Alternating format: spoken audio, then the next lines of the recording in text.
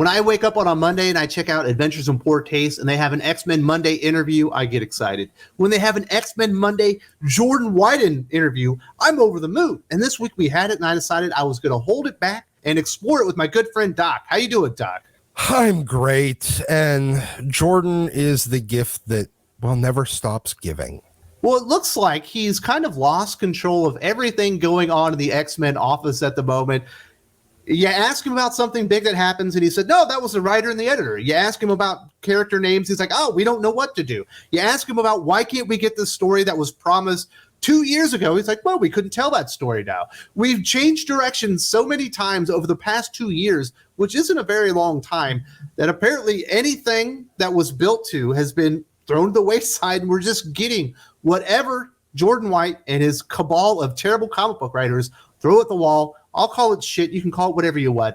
And we got a lot of good examples of that in this interview here, Doc. Here's the first question that he had. With the resurrection protocols, should age really be a deterrent anymore regarding the Academy X characters growing up and having a bigger presence? This is what old Jordan White had to say. Well, I mean, yes. As long as we keep killing them on a regular basis, they can. This was absolutely part of the thinking. Just one of the many benefits of resurrection is that it does mess with the age problem in a way that is helpful. I know that no matter how much I tell them they're wrong, there's a huge segment of the audience that believes Cyclops is like 37 years old. And he's not, I'm sorry. But don't worry about it. He's 27 because of resurrection, right? That's why I don't want the characters to talk about their ages. Yeah. Like, hey, Jordan, we all pointed out this problem, but you're too goddamn short-sighted to recognize it. The whole thing with the different generations of X-Men, it kind of creates that generational gap between the X-Men and the New Mutants, and then the New Mutants and the Gen X kids and the new X-Men, and then the new X-Men and even the young X-Men.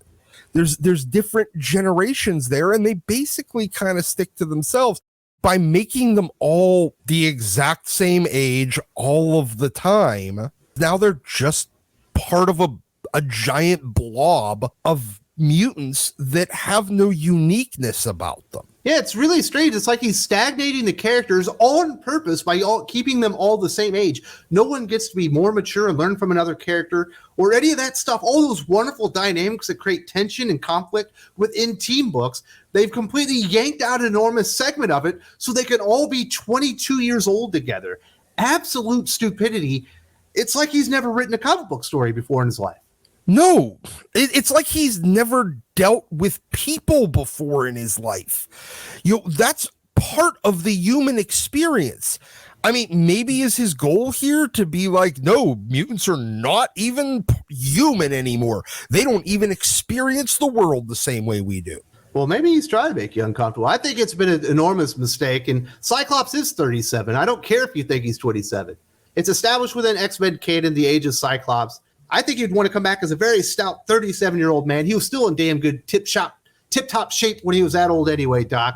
But there was more stuff coming on from Jordan White in this interview that really makes him look quite, I don't know, incompetence, probably the best word to put it that you can say on air. It's a moment that many X-Men fans have been waiting for since Dawn of X, and in Rachel Summers' case, something they've waited for decades. What can you share about how all this came to be? Talking about Rachel Summers and Psylocke kissing, I'm thrilled that we were able to make this happen. Like you said, it's something that we all wanted to happen for a long time, and it's through the efforts of a lot of people. Obviously, Titty Howard is a huge proponent of making this happen. Sarah Brunstad, the editor of the book, is a proponent of it as well. I'm really thrilled that they got to make this happen and that this got out there. I wish we could have done it sooner, but I'm glad we got to do it. A handful of people were looking forward to this, and the rest of the X-Men fans were going, what the fuck? Where did this come from? Exactly. It was a left field decision that basically Tinny started trying to make happen like 3 years ago. Hell, not even 3 years ago, like 2 years ago. This is not long time. This might as well have happened in like a week and a half in canon, like in the sliding timeline.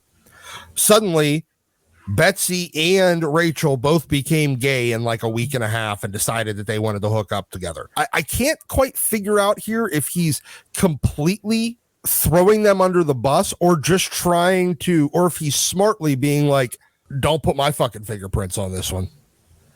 Well, the problem here is it's clearly he doesn't really have creative control. No, he doesn't. I would like to think that maybe he's a spell checker, but I don't think that he even does that. We've seen quite a few typos and stuff within the X-Men line. I think he's just there to play Sudoku and then say yes to stuff at this point. I don't think he does quality control over anything whatsoever. No, I mean, look, let's be honest here. Jordan's job is probably the easiest job in comics, which is just sit there, play his ukulele, tell people yes whenever, basically anything they say. Because at a different point in the interview, he starts talking about, well, my job is basically just to prevent people from making major damaging decisions to characters. Well, except for everything that they've done is damaging to the fucking characters. So obviously you're failing at that, and then never get fired. That's his job, apparently. He's just letting the inmates run the asylum. Like he sits there and talks about how I wish we could have done it sooner. Bitch, you're the group editor. You could do it like 3 years ago if you wanted. No, you let somebody else do it. It ain't going to be on you when it blows up and it's in everybody's face. Well, I just let them run with it. Yeah, he also kind of gets into how they're trying to do things. They are trying to make things happen, but virtually none of their ideas are really sticking. He really goes into detail with trying to change some of the monikers, the mutant names of the characters. This is just a short snippet of it. He goes way into detail about Askani, Rachel Summers. What is she on her 4th or 5th nickname at this point? The question was essentially, did Jean ditch the Marvel Girl moniker? This is what Jordan White said. She certainly seems to have, yes. She specifically said, I was Marvel Girl. Now I am Jean Grey.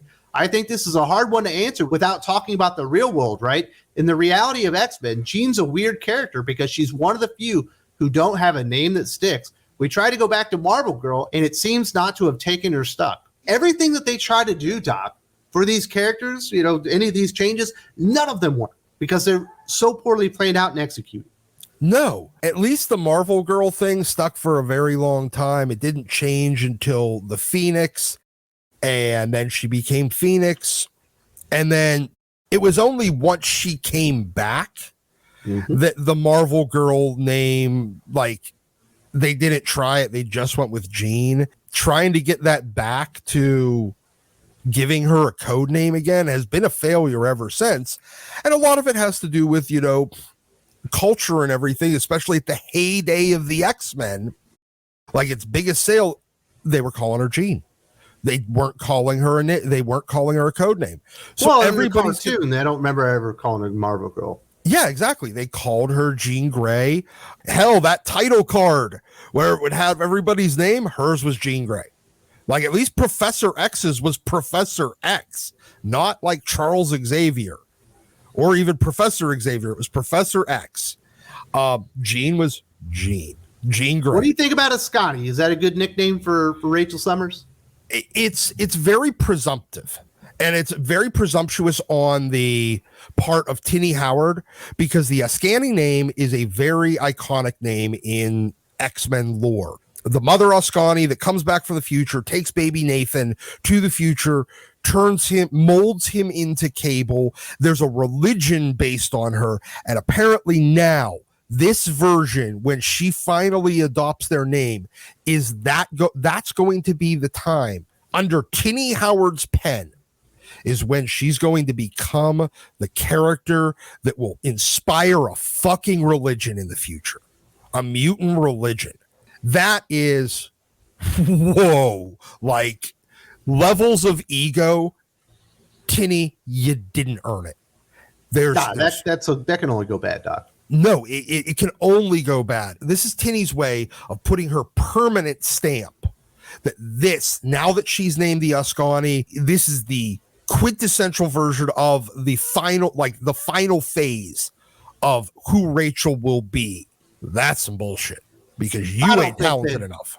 Tinny Howard's mushroom stamp is going to stick on any characters. You know what I mean? This stuff's all going to be disregarded in 5 years. That's what Chris Claremont said, and I believe him. This is the final question when you can really see that anything that was built up by Jonathan Hickman was discarded, and it's all fallen down like a house of cards. Someone asked, why can't we get the Moira series by Al Ewing? I know that Jonathan Hickman changed his plans for her, but wouldn't the series take place in her previous lives? Why would what she does in Live 10 affect what she did in Lives 3, 6, or 8? This is what Jordan White had to say. So what happened in her previous lives would be vastly different if it was written before Jonathan changed his plans. That said, the totally valid question that you're asking is what about what changed in Jonathan's plans that makes it so you can't do a Moira series? Nothing. It just wouldn't be the one that Al actually pitched. The series that Al pitched would not work now. It would not make any sense. It would be pointless. Like the point of it is all gone. They have veered so far off track. Plans that they had just 2 years ago would no longer even be feasible, Doc. Jonathan Hickman, to his credit or his detriment, really was the head of X. And Jordan White was merely a puppet in an editorial position. He was more of a producer rather than the executive producer. His job was to make Jonathan Hickman's plans come to fruition. But when it comes to his own, he doesn't have any. He doesn't even know what they were really doing. He doesn't know what the direction is. And now that they changed the plans, that would require him to come up with his own direction for the line. And he's utterly failed to do that. We don't want that, Doc. We remember Age of X-Men. I know. Cool. I know. GB's just thinking about it. Yeah, exactly. So he recognizes that he apparently can't do Al's pitch series. Okay, well, make Al pitch one that's different. Apparently, he could have at least had another idea. Maybe he had more than one, and that's just the one he settled on because it's the one that worked best at the time. He may have other pitches. Ask him. He's like a little kid that got put in charge of a nuclear reactor, and he's just kind of hitting buttons. I think I know which ones to not press to not blow us up, but that seems to be all of the direction that he has. He does, and he's very, very unwilling to take command and find a direction. He's just too submissive here. But that's a lot of deflection. That's almost what the entire interview is him deflecting anything that he can. Yeah, because he deflects back to, well, Jonathan changed his plans. We tried to make the name stick, but they didn't stick this time. Maybe Askani will stick. Maybe it won't stick. We've been working towards this Rachel thing. I think Tinny Howard's happy. Sarah Brunstad's happy. I didn't make out that. And it's like, we get it, buddy. Yeah. You don't want to take credit for any of this bad stuff, and I don't blame you. I don't either. You're the group editor. Yeah, I mean, it's not like you're the fucking group editor that is ultimately responsible for this, dude. I mean, look.